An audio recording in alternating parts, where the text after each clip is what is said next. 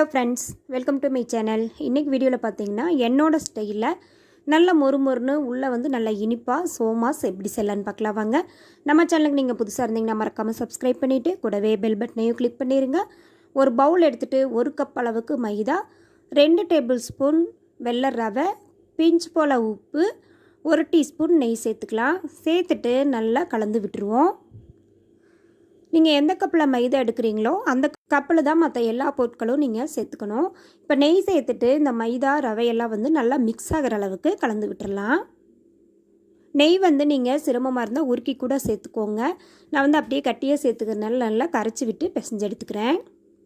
இப்போ இது கூட பார்த்திங்கன்னா தண்ணி சேர்த்துக்கலாம். கொஞ்சம் கொஞ்சமாக சேர்த்துட்டு நல்லா சப்பாத்தி மாவு பதத்துக்கு பிசைஞ்சு எடுத்துக்கோங்க. நல்லா கையால் வச்சு சப்பாத்தி மாவு பதத்துக்கு பிசைஞ்சிடணும். பாருங்கள், இது போல் நல்லா பிசைஞ்சு எடுத்துக்கோங்க. இப்போ இதை வந்து ஒரு தட்டு போட்டுட்டு ஒரு மணி நேரம் அப்படியே மூடி வச்சிடலாம். அதுக்குள்ளே நம்ம உள்ளே இருக்கிற ஸ்டப்பிங் ரெடி பண்ணிக்கலாம். இப்போ ஒரு மிக்ஸி ஜாரில் 3/4 கப் சுகரு, அதாவது சர்க்கரை, நீங்கள் நாட்டு சர்க்கரை கூட சேர்த்துக்கலாம். நான் வெள்ளை சர்க்கரை சேர்த்துருக்குறேன். 2 ஏலக்காய் சேர்த்து பவுட்ரு பண்ணிக்கலாம். பவுட்ரு பண்ணிவிட்டு ஒரு பவுலுக்கு மாற்றிட்டு அதே மிக்ஸி ஜாரில் 1/2 கப் அளவுக்கு பொட்டுக்கடலை சேர்த்துக்கலாம். பொட்டுக்கடலை சேர்த்துட்டு அதையும் நல்லா இது போல் பவுட்ரு பண்ணி எடுத்துகிட்டு அப்படியே நம்ம ஒரு தட்டில் மாற்றி வச்சுருவோம். இப்போ பார்த்திங்கன்னா 1/2 கப் அளவுக்கு துருவன தேங்காய், ஒரு கடாயில் வந்து 1/2 கப் துருவன தேங்காய் எடுத்துகிட்டு நல்லா அதோட ஈரத்தன்மை போகிற அளவுக்கு வறுத்து எடுத்துக்கலாம். நீங்கள் ட்ரை கோகனட் இருந்தாலும் அப்படியே சேர்த்துக்கோங்க. அது வந்து உங்களுக்கு வறுக்க தேவையில்லை. நம்ம வந்து ஃப்ரெஷ்ஷான கோகனட் துருவலுங்காட்டி அதில் இருக்கிற ஈரத்தன்மை போகிறதுக்கு நல்லா நம்ம வறுத்து விட்டுருவோம். அடுப்பு லோ ஃப்ளேமில் வச்சுட்டு நல்லா ஈரத்தன்மை போகிற அளவுக்கு வறுத்துக்கலாம். பாருங்கள், ஒரு நிமிஷம் போல் இருக்கையிலேயே தேங்காய் வந்து நல்லா ஈரத்தன்மையெல்லாம் போய் நம்மளுக்கு நல்லா வறுபட்டு வந்துடும். நீங்கள் வெள்ளை சக்கரைக்கு பதிவாக நாட்டு சக்கரை கூட சேர்த்து செய்யலாம். அதே போல் உங்களுக்கு பொட்டுக்கடலைக்கு பதிவாக நீங்கள் வேர்க்கடலை கூட இது போல் மிக்சியில் நல்லா பவுட்ரு பண்ணி சேர்த்து நீங்கள் செஞ்செடுக்கலாம். பாருங்கள், நல்லா ஈரத்தன்மை போயிடுச்சு. இதை அப்படியே ஓரமாக ஸ்டவ் ஆஃப் பண்ணிவிட்டு நம்ம எடுத்து வச்சுருவோம். இப்போ பார்த்திங்கன்னா அதே கடாயை ஒரு துணி வச்சு நம்ம நல்லா தொடச்சிட்டு அதில் வந்து இப்போது 1/2 கப் அளவுக்கு ரவை சேர்த்துக்கலாம். வெள்ளை ரவை, அதாவது வறுத்த ரவை, வறுக்காத ரவை, பாம்பே ரவை, எது வேணாலும் சேர்த்துக்கோங்க. அதை சேர்த்துட்டு நல்லா நம்ம லோ ஃப்ளேமில் வச்சுட்டு அதையும் லைட்டாக செவந்து வர அளவுக்கு வறுத்துக்கலாம். லோ ஃப்ளேமில் வச்சுட்டு வருங்க. லைட்டாக செவந்துருச்சு. நம்ம இனி ஒரு தட்டுக்கு மாற்றிக்குவோம். இப்போ பார்த்திங்கன்னா ஒரு மிக்சிங் பவுல் எடுத்துகிட்டு நம்ம ஏற்கனவே பவுட்ரு பண்ணி வச்ச சுகர் பவுடரை இதில் ஆட் பண்ணிக்கலாம்.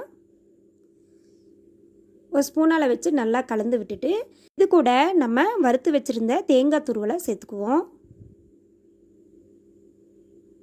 கூடவே பார்த்திங்கன்னா பொட்டுக்கடலை பவுட்ரு, நம்ம வறுத்து வச்சுருக்கிற ரவை, இதையெல்லாம் சேர்த்துட்டு நல்லா மிக்ஸ் பண்ணிக்கலாம். இதுதான் வந்து நம்ம உள்ளே வைக்க போகிற ஸ்டப்பிங். கண்டிப்பாக நீங்கள் ரவை சேர்த்து செய்யுங்க. அப்போ தான் அதோட டேஸ்ட் வந்து அப்படியே முழுமையாக கிடைக்கும்.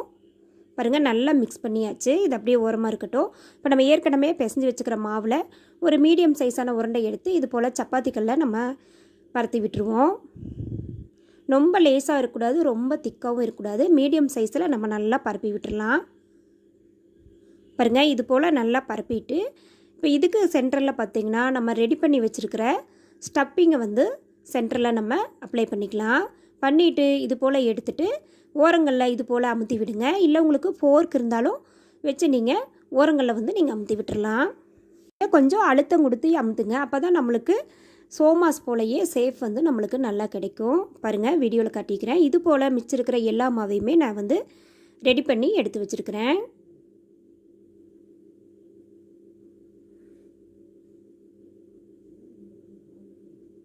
அவ்வளோதாங்க, எல்லாமே நான் ரெடி பண்ணிட்டேன். இனி கடாயில் வந்து ஆயில் நல்லா ஹீட் பண்ணிடலாம். ஹீட் பண்ணிவிட்டு மீடியம் ஃப்ளேமில் வச்சுட்டு நம்ம ரெடி பண்ணி வச்சுருக்கிற சோமாஸை ஒவ்வொன்றா போட்டு பொரிச்சு எடுத்துக்கலாம். பாருங்கள், இது போல் தள்ளி தள்ளி போட்டுக்கோங்க. போட்டுட்டு அடுப்பை வந்து மீடியம் ஃப்ளேமில் வச்சுக்கோங்க. நம்மளுக்கு உள்ளே இருக்கிற ஸ்டப்பிங் வந்து நல்லா வந்து இனிப்பாகவும் மேலே வந்து நல்லா மொறுமொறுப்பாகவும் நம்மளுக்கு கிடைக்கும். அதனால் வந்து மெதுவாக திருப்பி போட்டு பொறுமையாக கோல்டன் ப்ரௌன் ஆகிற வரைக்கும் நம்ம வேக வச்சு எடுத்துக்கலாங்க. வேகிறதுக்கு கொஞ்சம் ஒரு 5 நிமிஷம் போல் டைம் எடுக்கும். பொறுமையாக மெதுவாக திருப்பி விட்டு நல்லா கோல்டன் ப்ரௌன் வந்த பிறகு நீங்கள் எடுத்துக்கலாம். நீங்கள் அடுப்பை வந்து மீடியம் ஃப்ளேமில் கூட வச்சுக்கோங்க. புதுசாக செய்கிறவங்களா இருந்தால் மீடியம் ஃப்ளேமில் வச்சுட்டு கூட நீங்கள் மெதுவாக திருப்பி போட்டு ரெடி பண்ணிக்கலாங்க. இந்த சோமாஸ் வந்து மேலே வந்து நல்லா மொறுமொறுன்னு உள்ளே வந்து இனிப்பு சுவையோட ஸ்டப்பிங் வந்து சூப்பராக இருக்கும். ட்ரை பண்ணி பாருங்கள். இந்த வீடியோ பிடிச்சிருந்தா சேனலை மறக்காமல் சப்ஸ்கிரைப் பண்ணிடுங்க. லைக் பண்ணுங்கள், ஷேர் பண்ணுங்கள், கமெண்ட் பண்ணுங்கள்.